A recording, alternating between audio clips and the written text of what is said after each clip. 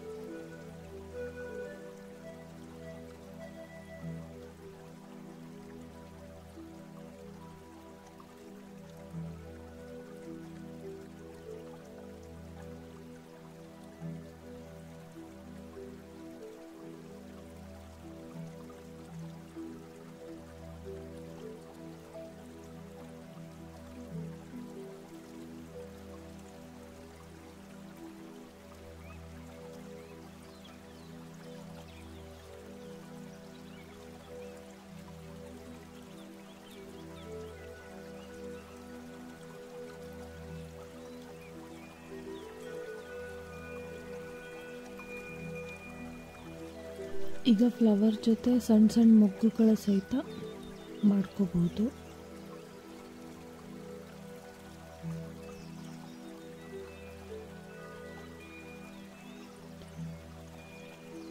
ಇದಾದಮೇಲೆ leaves first dark ಗ್ರೀನೇ ತಗೋತಾ ಇದ್ದೀನಿ.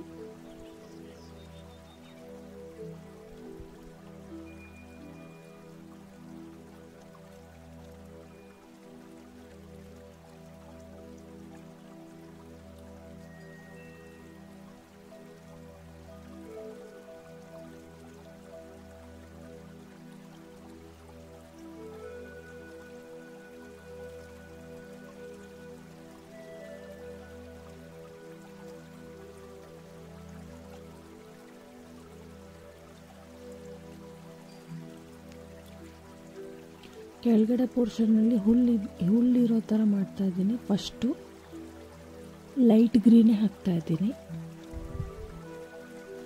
ಅದ್ರ ಮೇಲೆ ಡಾರ್ಕ್ ಗ್ರೀನ್.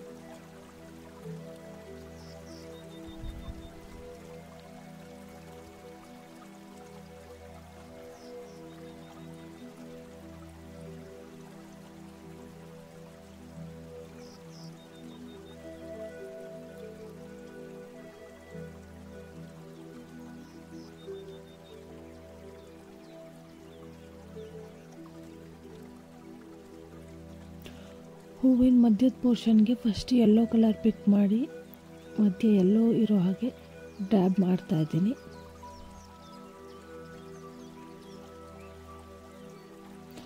ಆ ಯೆಲ್ಲೋ ಮಧ್ಯದಲ್ಲಿ ಸ್ವಲ್ಪ ಡಾರ್ಕ್ ಬ್ರೌನ್ ಇರೋ ರೀತಿ ಡ್ಯಾಬ್ ಮಾಡ್ತಾ ಇದ್ದೀನಿ.